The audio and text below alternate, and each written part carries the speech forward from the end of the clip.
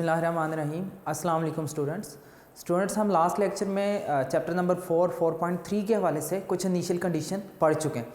आज हम इसी एक्सरसाइज की मज़ीद कंडीशन पढ़ेंगे, लेकिन इसके लिए बेटा जो 4.3 के शुरू में इंट्रोडक्टरी आपको लेक्चर दिया था उसके हवाले से आपको पता होना चाहिए। मैं उसके कुछ बेसिक पॉइंट दोबारा से राइट डाउन कर लेता हूँ ताकि आपके माइंड में आ जाए। ये क्वेश्चन आज हम जो करेंगे ये शॉर्ट क्वेश्चन में, और जो नेक्स्ट करेंगे बेटा ये लॉन्ग क्वेश्चन में बहुत इंपॉर्टेंट है। अब देखो, हमने पढ़ा था कि इंक्लिनेशन ऑफ लाइन या हमने एंगल ऑफ लाइन के हवाले से पढ़ा था कि हमारे पास जो इंक्लिनेशन ऑफ लाइन होता है वो 0 डिग्री से लेकर कहाँ तक होता है बेटा? 0 शामिल होता है, लेकिन 180 डिग्री शामिल नहीं होता। क्यों? मैंने बताया था कि जब वो रोटेट करती है लाइन, चूंकि लाइन की दोनों साइड पे एरो होते हैं, तो बेटा रोटेट होके वो ऐसे लगता है कि जैसे ये पहले भी 0 पे थी और अब भी दोबारा से 0 पे आ गई है। इसके अलावा हमने पढ़ा कि हमारे पास पैरेलल लाइन के लिए, पैरेलल लाइंस के लिए हमारे पास क्या था? अगर line is parallel to X axis है, ये सिंपल बेटा, पैरेलल लाइंस हमारे पास हों तो उसके लिए हमने पढ़ा था कुछ कंडीशंस।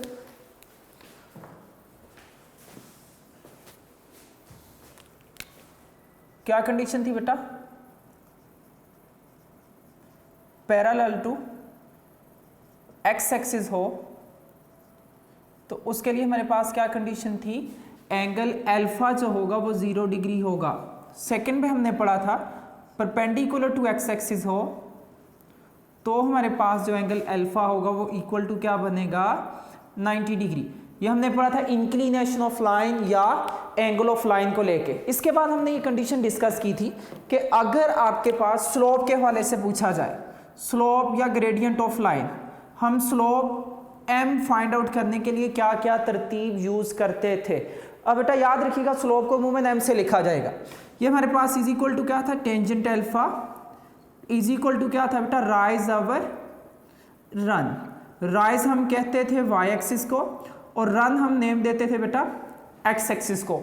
x एक्सिस वाली लाइन रन के लिए होती है और जो राइज करते हैं ये y एक्सिस वाली लाइन बनती है। इसी तरह से हमने पढ़ा था कि अगर हमें एंगल अल्फा गिवन हो तो हम क्या यूज करते हैं?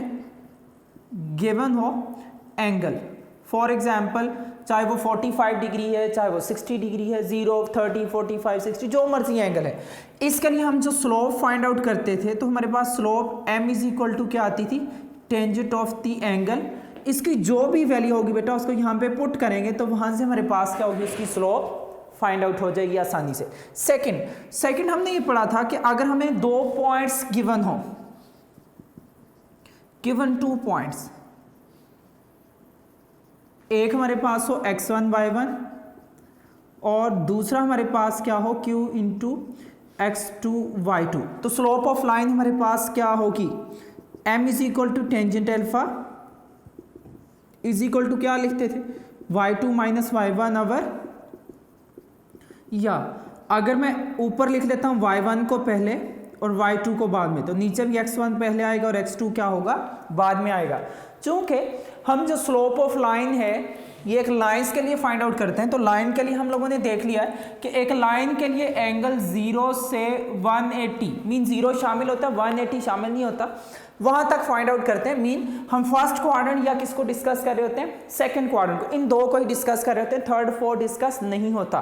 काउंटर क्लॉकवाइज डायरेक्शन में बेटा एंटी क्लॉकवाइज 0 से स्टार्ट करके 180 से पीछे तक को देख रहे होते हैं। फिर हमने बेटा इसकी कंडीशन पढ़ी, चाहे ये अल्फा फर्स्ट क्वाड्रेंट में हो चाहे सेकंड में हो, इससे स्लोप पे कोई इफेक्ट नहीं होता, स्लोप एग्जैक्टली वही रहती है जो थी हमें गिवन थी। इसी तरह से बेटा उसके लिए फॉर्मूला बिल्कुल सेम रहेगा बेटा। अब सेकंड हमने पढ़ा कि अगर हमारे पास 2 लाइन पैरेलल हो, for parallel lines, parallel lines के लिए हमने पढ़ा कि दोनों की स्लोप हमारे पास इक्वल होगी। m1 इज इक्वल टू क्या होगा? m2, जब दोनों लाइन एक दूसरे के क्या होंगी? पैरेलल। यह ऐसे था बेटा कि अगर स्लोप इक्वल हो तो लाइन पैरेलल होंगी और अगर लाइन पैरेलल हो तो स्लोप क्या हो जाएगी? इक्वल आ जाएगी। इसी तरह से हमारे पास परपेंडिकुलर लाइंस के लिए, परपेंडिकुलर लाइंस के लिए हमने पढ़ा कि प्रोडक्ट ऑफ स्लोप, दोनों की स्लोप का प्रोडक्ट क्या होता है -1। मीन इसके लिए हम ये कहते थे कि अगर दो लाइन आपस में परपेंडिकुलर हों तो स्लोप का प्रोडक्ट -1 होता है, या स्लोप का प्रोडक्ट -1 होगा जब हमारे पास स्लोप लाइन एक दूसरे के ऊपर क्या आ जाएंगी, परपेंडिकुलर आ जाएंगी। इन कंडीशंस को लेके हमने बेटा काफ़ी सारे क्वेश्चन किए थे। इसके अलावा हमने पढ़ा था अगर पैरेलल के लिए देखा जाए तो एंगल 0 डिग्री बनता है। अगर एंगल 0 बनता है तो हमारे पास टेंजेंट 0 पे 0 आता है, तो इसी वजह से स्लोप क्या हो जाती है, 0 हो जाती है। अगर हमारे पास ये कब होता है, जब line is parallel to X axis होगी, एक्स एक्सिस के पैरेलल एंगल अल्फा 0, टेंजेंट 0 पे 0 आता है, इसी वजह से स्लोप 0 हो जाएगी। सेकेंड, अगर lines perpendicular to X axis हैं या पैरेलल टू वाई एक्सिस हैं तो बेटा उसके लिए हमने पढ़ा था कि हमारे पास परपेंडिकुलर के लिए एंगल 90 डिग्री बनता है और टेंजेंट 90 डिग्री पे होता है अनडिफाइंड, तो स्लोप अनडिफाइन हो जाती है। वहां पे हम स्लोप को डिफाइन नहीं कर पाते जब परपेंडिकुलर आता है। आपको याद आ रहा होगा कि मैंने आपको एक डायग्राम से बना के दिखाई थी इससे कि हम राइज अवर रन करके बेटा वहां से ये कंडीशन फाइंड आउट करते हैं कि यहाँ पे सिर्फ रन का कंपोनेंट है, यहाँ पे स्लोप हमें नजर आ रही है, यहाँ पे भी नजर आ रही है, यहाँ पे भी सिर्फ रन का कंपोनेंट है, यहाँ पे सिर्फ हमारे पास क्या है, राइज का कंपोनेंट है। मैंने आपको अब याद होगा मैंने बताया था कि जब हम ऊपर को जा रहे होते हैं तो तब स्लोप हमारे पास पॉजिटिव होती है, जब नीचे को आ रहे होते हैं स्लोप क्या होती है, नेगेटिव। मैंने आपको ये तरतीब बताई थी कि आप बेटा लेफ्ट से राइट की तरफ अप जाओ तो पॉजिटिव, लेफ्ट से राइट की तरफ आते हुए नीचे की तरफ आ जाओ तो आपकी स्लोप क्या हो जाएगी, नेगेटिव हो जाएगी। इन कंडीशन को हमने डिस्कस किया था। इसमें मैंने आपको मजीद दो कंडीशन बताई थी।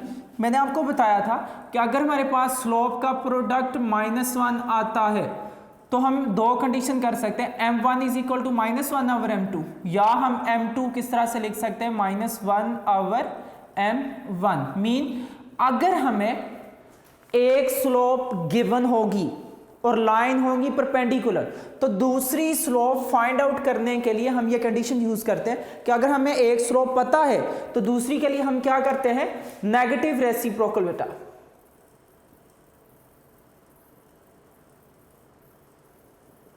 नेगेटिव रेसिप्रोकल ऑफ स्लोप, ये गिवन स्लोप। जब हमें क्या दिया हो, लाइंस परपेंडिकुलर दी हो, हमें पता हो कि एक लाइन की स्लोप है, फॉर एग्जांपल मैंने लास्ट टाइम भी आपको बताया था, हमें बताओ कि अगर बेटा आपके पास एक लाइन की स्लोप है -2/3 तो m2 आपके पास क्या होगा, वेयर लाइंस आर परपेंडिकुलर। तो मैंने आपको बताया था आपने क्या करना है, नेगेटिव लगाने के बाद जो आपके पास गिवन स्लोप है इसका क्या कर देना है, रेसिप्रोकल। तो ये आपके पास क्या हो जाएगा, 3/2। इनका प्रोडक्ट करके देखिएगा, दोनों का प्रोडक्ट -1 आ जाएगा। जब एक स्लोप पता हो परपेंडिकुलर के लिए तो दूसरी स्लोप के लिए हम ये कंडीशन करते हैं। लेकिन अगर कहा जाए कि show that lines are perpendicular या लाइंस आर पैरेलल, परपेंडिकुलर के लिए हम प्रोडक्ट -1 बनाते हैं, प्रोडक्ट के लिए हम क्या करते हैं कि दोनों आपस में क्या होंगी, इक्वल होंगी। ये सारी समरी थी बेटा जो हम लोगों ने लास्ट लेक्चर जो पढ़ा था उसके स्टार्ट में भी सारी की सारी डिस्कस की थी। अब जो क्वेश्चन नंबर 8 है हमारे पास, इसमें क्या कहा गया, 2 pairs of points are given, find whether the 2 lines determined by these 2 pair of points are, number 1 parallel।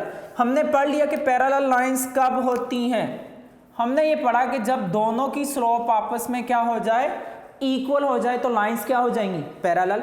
Second पे पढ़ा कि लाइंस तब परपेंडिकुलर होती हैं जब दोनों का प्रोडक्ट क्या आ जाए, product of slope is equal to क्या आ जाए, -1।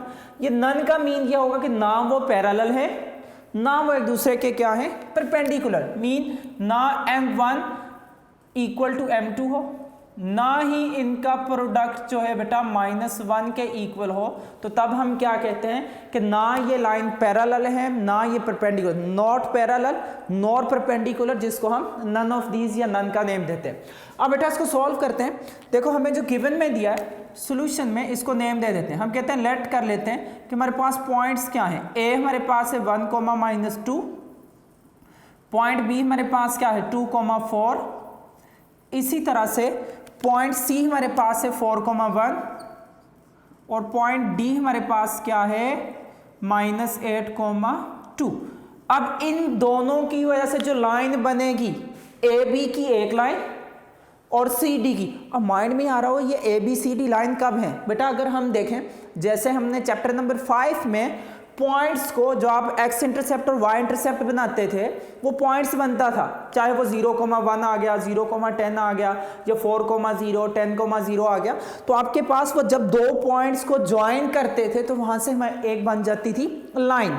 अब ये दो लाइन बेटा, अब लाइन तो इन्फिनिट होती है, दोनों तरफ मूव करती जाती है, तो लाइंस के ऊपर इन्फिनिट नंबर ऑफ पॉइंट्स हो सकते हैं, लेकिन उसमें से हमें दो दो दे दिया कि एक लाइन का पॉइंट ए बी है और दूसरी का क्या है सी डी। अब ये बताओ कि क्या ये पैरेलल होंगी, क्या ये परपेंडिकुलर होंगी, या एक दूसरे के पैरेलल या परपेंडिकुलर नहीं होंगी।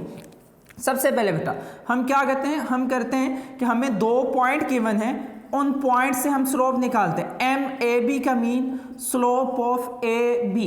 आपको याद होगा हमने इसका फॉर्मूला पढ़ा था कि हमें अगर दो पॉइंट्स गिवन हो तो हम उसकी स्लोप एम कैसे फाइंड आउट करते हैं, y2 minus y1 over x2 minus का x1।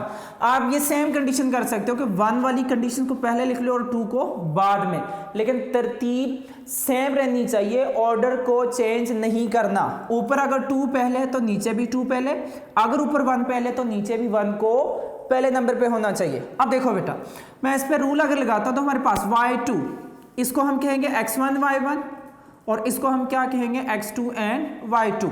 ऊपर y को होना चाहिए राइज वाले कंपोनेंट को और नीचे x को होना चाहिए रन वाले कंपोनेंट को। अब इसकी भी रीजन क्या है, राइज करने से स्लोप क्या होती है ज्यादा, और बेटा जितना रन करते जाएंगे तो स्लोप क्या हो जाएगी, रिड्यूस होती जाएगी। तो ये रीजन है बेटा कि हम y को ऊपर लिखते हैं, क्यों, स्लोप ज्यादा होती है जब y कंपोनेंट को ज्यादा करो, ये डायरेक्टली प्रोपोर्शन है। स्लोप कम होती है जब हॉरिजॉन्टल कंपोनेंट को ज्यादा कर लो, तो स्लोप कम होती है, एक दूसरे का क्या है, इनवर्सली प्रोपोर्शनल है। ये एक्स एक्सिस के इनवर्सली और वाई एक्सिस के क्या होती है, डायरेक्टली प्रोपोर्शन होती है। मीन राइज के डायरेक्टली प्रोपोर्शन और रन के इनवर्सली होती है। एक्स वाई छोड़ दो बेटा। अब देखो अगर हम इसमें से y2 माइनस y1 करते तो हमारे पास क्या आएगा, 4 माइनस इंटू माइनस का 2 डिवाइडेड बाय 2 माइनस का 1। तो यहां से आपके पास क्या आएगा, minus minus plus, 4 plus 2 6, 2 minus 1 तो 1। तो ए बी की स्लोप हमारे पास किसके इक्वल आ गई, 6 के। ये एक स्लोप हमने फाइंड आउट कर ली। दूसरी लाइन के लिए बेटा M C D, slope of C से डी। उसी तरह से y2 माइनस y1, जब y2 माइनस y1 करोगे आपके पास क्या लिखा जाएगा, 2 माइनस का 1। इसी तरह से x2 माइनस x1, माइनस का 8 एंड माइनस का 4। तो यहां से आपके पास जो वैल्यू बनी वो क्या आ गई, 1 divided by minus 8 and minus का 4 इज इक्वल टू माइनस का 12। तो हम लिखेंगे कि जो हमारे पास एम सी डी आया, सी से डी की स्लोप हमारे पास किसके इक्वल आ गई, 1 डिवाइडेड बाय माइनस के 12 के। अब तरतीब वाइज बेटा फर्स्ट पॉइंट, अगर फर्स्ट पॉइंट को देखा जाए, क्या हमारे पास ए से बी और सी से डी की स्लोप इक्वल है, ये तो इक्वल नहीं है, तो इसका mean they are not parallel. हम क्या सिंपल लिख लो बेटा, ये पैरेलल लाइंस नहीं है। सेकंड नंबर पे अगर देखा जाए, मैं कहता हूं आप देखो क्या ए से बी की स्लोप और सी से डी की स्लोप का प्रोडक्ट -1 है। ए से बी क्या आ रही है 6, सी से डी क्या आ रही है -1 over 12। इनका प्रोडक्ट -1 भी नहीं है बेटा। मीन ये क्या है, ना ये पैरेलल है ना ये परपेंडिकुलर है बेटा, नॉट परपेंडिकुलर। अगर ये पैरेलल भी नहीं है परपेंडिकुलर भी नहीं है, तो बेटा फिर इसके लिए तीसरी कंडीशन हमारे पास क्या होगी, नन ऑफ दीज की आ जाएगी। Lines are not parallel not perpendicular, तो नन ऑफ दीज आ जाएगा बेटा, ठीक होगा। इसके लिए नन ऑप्शन आ जाएगी। अगेन अगर इनकी स्लोप इक्वल आ जाए तो पैरेलल, अगर प्रोडक्ट -1 हो परपेंडिकुलर। इन दोनों की कंडीशन जब फॉलो ना हो तो हम क्या कहते हैं, नन ऑफ दीज कहते हैं कि ना ये पैरेलल है ना ये परपेंडिकुलर है। तो देखो बेटा हमने ए से बी की स्लोप निकाली, y2 minus y1 over x2 minus x1। C D की slope y2 minus y1 over x2 minus x1। जब इन दोनों को हमने सामने नोट किया तो बेटा हमें सामने ही नजर आ रहा है कि ये दोनों इक्वल नहीं है। अगर ये इक्वल नहीं है तो बेटा हम यहां से कह सकते हैं डायरेक्टली, ये लिखने की जरूरत भी नहीं है बेटा, अगर आपको डायरेक्टली समझ आ जाती है तो आप लोग डायरेक्टली लिख सकते हो कि they are not parallel not perpendicular none of these. क्यों, सामने नजर आ रहा है कि ये दोनों इक्वल भी नहीं है, इन दोनों का प्रोडक्ट -1 भी नहीं है, तो इसी वजह से क्या होगा, नन ऑफ दीज हो जाएगा। ठीक हो गया। इसके बाद बेटा जो हमारे पास सेकंड और थर्ड पार्ट है वो आप लोग खुद देखिएगा, सेम इसी तरह से करेंगे कि हम वो कंडीशन यूज करेंगे, ए से बी की स्लोप निकालेंगे, सी से डी की स्लोप निकालेंगे, इक्वल आ गया तो हम कहेंगे पैरेलल, प्रोडक्ट -1 आ गया तो हम कहेंगे परपेंडिकुलर। अगर दोनों में से नहीं होता तो हम इसके लिए क्या ऑप्शन लिख लेंगे, नन ऑफ दीस लिख लेंगे। इसके बाद जो हमारे पास बेटा नेक्स्ट क्वेश्चन है, क्वेश्चन नंबर 15, जो इसी का रेलेवेंट है।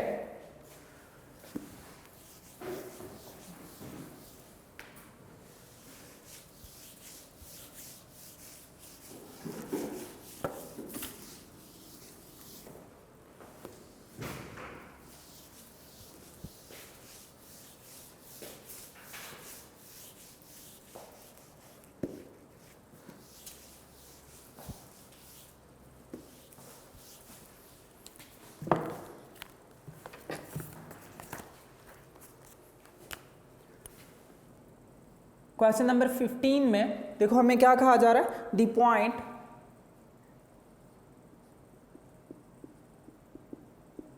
कौन कौन से पॉइंट्स हैं बेटा, a into -2 -1 2 comma b into b की वैल्यू हमारे पास क्या 6,3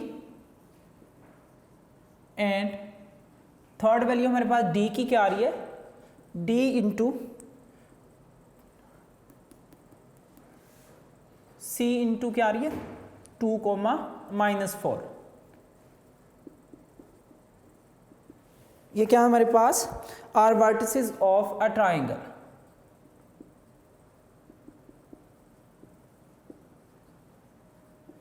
इसके आगे बेटा कंडीशन नोट करने वाली है। इसके आगे हमारे पास क्या दिया, show that the lines joining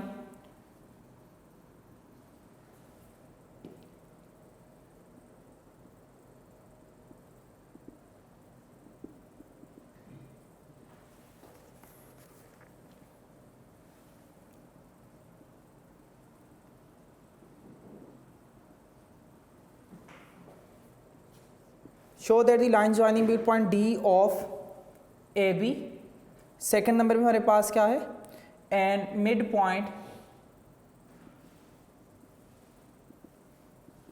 E of AC is parallel to, किसके पैरेलल है बेटा, B से C, ये BC के पैरेलल होगा, एंड साथ हमें क्या दिया बेटा, जो D से लेकर E तक का डिस्टेंस होगा वो हाफ होगा किसका, B to C का। आपको याद होगा मैंने आप लोगों को एक्सप्लेन किया था कि बेटा हमारे पास डिस्टेंस को लिखने की क्या क्या तरतीब है।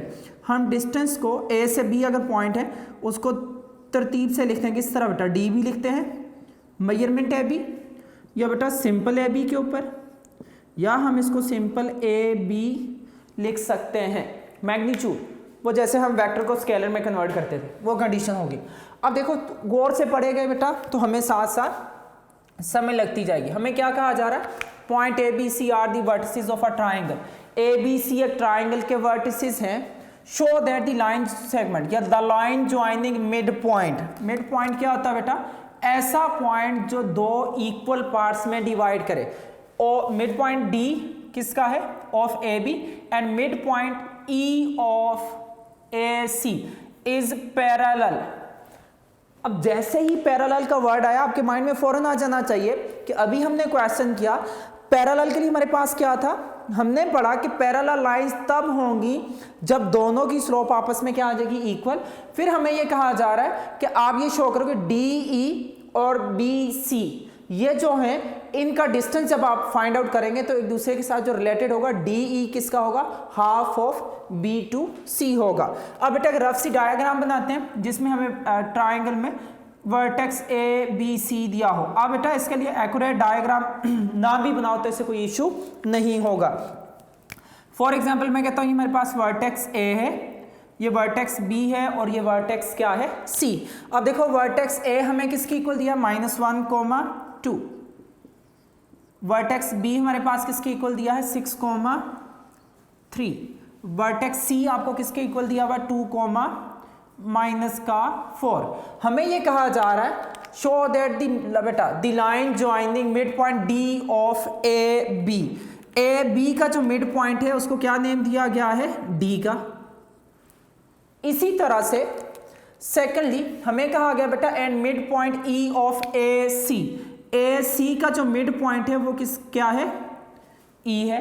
ये पैरेलल होगा, देखो ये सामने नजर आ रहा है, जो मर्जी ट्राइंगल बनाओ बेटा सबके लिए यही होगा। कोई सी दो साइड का आप मिड पॉइंट ज्वाइन करो वो थर्ड के पैरेलल होगा। जैसे इसमें तो हमें ये शो हो रहा है कि ये दोनों लाइन एक दूसरे के पैरेलल हैं और ये वाली लाइन जो है इस बड़ी लाइन का हाफ है। जो मर्जी ट्राइंगल बनाओ बेटा, चाहे वो राइट हो, आइसोसेलेस हो, स्केलन हो, ग्राफ पेपर पे बना के एक्यूरेट मिड पॉइंट लगा के देखो, उसके लिए ये प्रूव हो जाता है। आप चाहे बेटा मैंने यहाँ पे ए बी और ए सी का मिड किया, अगर इसका एक्यूरेट मिड ए बी और बी सी का भी करो तो ये साइड के पैरेलल आ जाएगा और उसके क्या होगा हाफ लॉन्ग होगा। ये हर एक ट्राइंगल के लिए प्रूव हो जाता है। मैंने एक रफ सी डायग्राम बनाई। अब बेटा हम सॉल्यूशन में क्या करेंगे, मिड पॉइंट डी और मिड पॉइंट ई निकालेंगे। हम कहेंगे बेटा मिड पॉइंट कौन सा बेटा, फॉर एग्जाम्पल मैं कहता हूं midpoint D is equal to, कैसे निकालते थे मिड पॉइंट, माइंड में आ रहा होगा 4.1। हम मिड पॉइंट निकालने के लिए देखो डी मिड पॉइंट किसका है ए से बी का। फर्स्ट को फर्स्ट में प्लस करके 2 पे डिवाइड करते थे और सेकंड को सेकंड में प्लस करके 2 पे डिवाइड। तो मिड पॉइंट डी किसके इक्वल आ गया 5/2, 5/2। एंड सेकंड नंबर बेटा मिड पॉइंट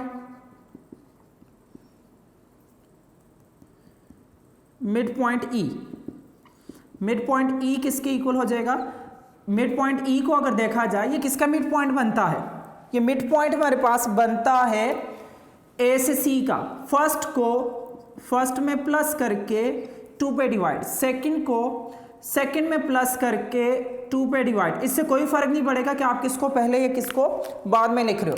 तो यहां से आपके पास क्या आएगा बेटा 1/2, -2/2। तो मिड पॉइंट ई आपके पास किसके इक्वल आ गया 1/2, -1। मीन जो हमें मिड पॉइंट मिले वो दो मिड पॉइंट कौन कौन से हैं, डी के वर्टेक्स हमारे पास है 5/2, 5/2। सेकेंडली डी के बाद ई के क्या है 1/2, -1। अब हमने पहला पॉइंट बेटा, पहला पॉइंट क्या शो करना है कि ये दोनों एक दूसरे के क्या होंगे, डी से ई और बी से सी क्या होगा पैरेलल होगा और इनका डिस्टेंस हाफ लॉन्ग होगा। अब जरा नोट कीजिएगा बेटा, हम सबसे पहले क्या करते हैं फॉर पैरेलल,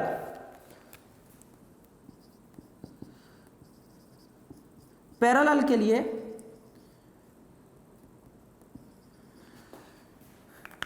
वी शो, हम क्या शो करेंगे एम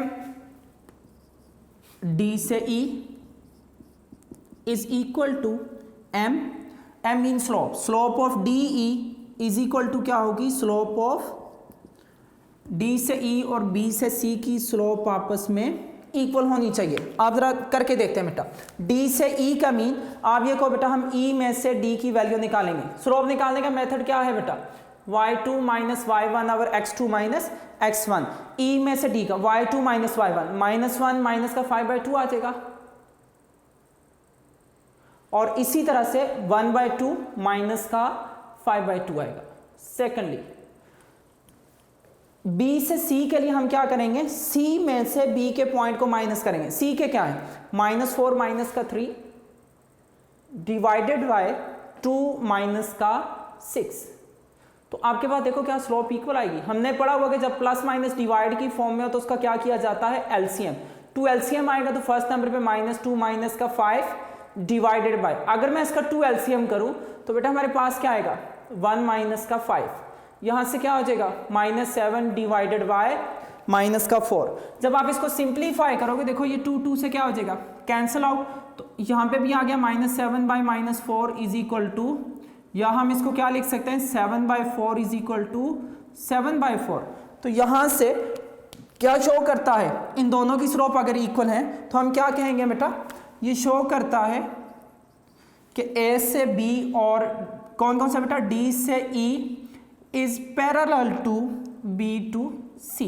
हमने फर्स्ट यही शो करना था ना कि these two line are parallel to each other. Parallel तब होंगी जब इनकी स्लोप इक्वल आएगी। हमने बेटा ये शो करना था, अगर एंड पे जाके ये इक्वल ना आती तो हम कहते हैं बेटा दे आर नॉट पैरेलल। लेकिन ऐसा कभी हो नहीं सकता कि अगर आपके पास एक्यूरेट मिड पॉइंट दिए हों और वो आपस में पैरेलल ना हो। सेकंड नंबर बेटा, सेकंड नंबर में हम क्या लिखेंगे, नाउ वी शो, ये लॉन्ग क्वेश्चन बहुत इंपॉर्टेंट है। हमने क्या शो करना है कि जो D से हमारे पास E डिस्टेंस है, मैं इसको इस तरह से लिख देता हूँ बेटा, D से E डिस्टेंस है वो इक्वल टू क्या होगा, half of B to C। ये डिस्टेंस के लिए है, मैंने आपको बताया बेटा कि डिस्टेंस को इस तरह से भी लिखा जाता है, या आप सिंपल इसको लिख सकते हो कि D से E जो होगा वो हाफ ऑफ क्या होगा, B to C। जैसे मैग्नीट्यूड लेने से वो डायरेक्शन वेक्टर की खत्म हो जाती थी, तो मैग्नीट्यूड से सिंपल आप उसको बेटा एक स्केलर में लिख देते थे। अब हम दो चीजें निकालेंगे। नंबर 1 पे बेटा, नाउ D से E निकालो। D से E आपके पास किसके इक्वल आएगा, डिस्टेंस निकालने का फॉर्मूला बेटा याद होगा कि हम डिस्टेंस निकालते थे एब्सिसा का डिफरेंस का स्क्वायर और ऑर्डिनेट के डिफरेंस का स्क्वायर। आपकी मर्जी है जिसको पहले लिख लो, आपकी मर्जी है जिसको बाद में। D से E निकालने के लिए उसी तरह से बेटा x2 - x1 में बड़ी वैल्यू को पहले लिख देता हूँ, छोटी को बाद में, 5/2 - 1/2। और सेकंड नंबर में हमारे पास क्या आएगा, 5/2 माइनस इंटू माइनस का 1 होल का स्क्वायर। तो ये आपके पास किसके इक्वल आएगा, इसका 2 LCM लेंगे, 5 - 1 4, यहाँ से बेटा 2 LCM लेंगे, ये माइनस माइनस प्लस होगा, 5 + 2 क्या हो जाएगा 7। यहाँ से आपके पास आंसर क्या आएगा, 5 - 1 4, 4 का स्क्वायर 16, 2 का स्क्वायर 4। सेकंड नंबर पे 5 + 2 7, 7 का स्क्वायर 49 और 2 का स्क्वायर 4। हम पढ़ चुके हैं जब प्लस माइनस डिवाइड की फॉर्म में हो तो उसको क्या किया जाता है, एलसीएम।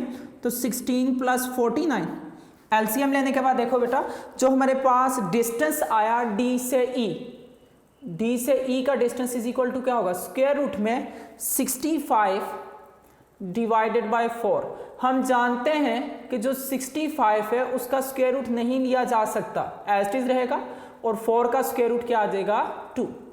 ये बन गई हमारे पास इक्वेशन नंबर 1। सेकेंडली बेटा D से E निकाल लिया, D से E के बाद हमें क्या चाहिए, B to C चाहिए।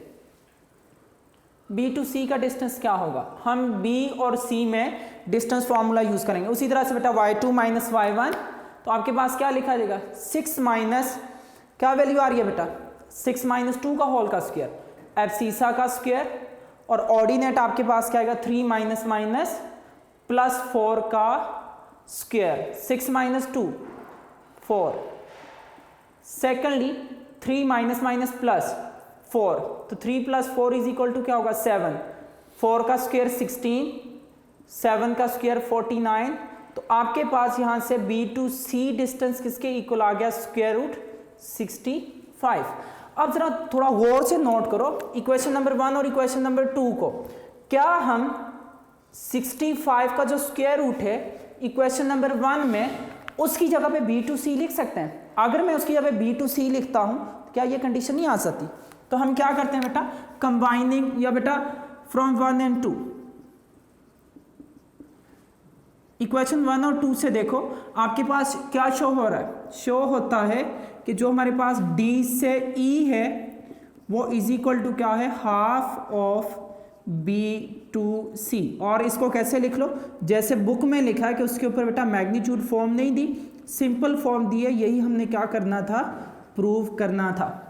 अगेन बेटा देखो हमें कहा गया एक ट्राइंगल है, उसके वर्टिसेस तीनों दिए हैं, कोई सी भी दो साइड के जो मिड पॉइंट है बेटा उसने तो बुक में निकाल के एक्यूरेट दिए, लेकिन आप अगर कोई भी रफ डायग्राम बना के भी कर लो आपका आंसर सेम आएगा। आप इनके मिड पॉइंट फाइंड आउट करो, इनके मिड पॉइंट जो होगा वो अपनी ऑपोजिट लाइन के लिए जो लाइन बनेगी डी से ई और बी से सी, जो भी ऑपोजिट होगी, फॉर एग्जांपल अगर मैं इन दोनों को ज्वाइन करूं तो ये साइड बन जाएगी, वो पैरेलल आएगी। तो पैरेलल के लिए हमने पढ़ा स्लोप इक्वल होती है, बाद में बेटा हमने डिस्टेंस निकालना है। लेकिन सबसे पहले देखा जाए डी और ई के हमें वर्टिसेस ही नहीं बता, एक बात उसने दे दी है क्या है, मिड। अगर मिड है तो हम मिड पॉइंट का फॉर्मूला यूज करेंगे जो हमें बता क्या है, x1 plus x2/2 y1 plus y2 divided by 2। d जो है वो ab का है तो हमने ab का मिड पॉइंट निकाल लिया, e हमारे पास ac का है तो हमने ac का क्या कर लिया, मिड पॉइंट। ये मिड पॉइंट निकालने के बाद हमने इन दोनों के एक दूसरे के करना था पैरेलल, तो हमने कहा कि ये पैरेलल तब होंगे जब इन दोनों की स्लोप ऑफ d से e और slope of b to c equal आ जाएगी।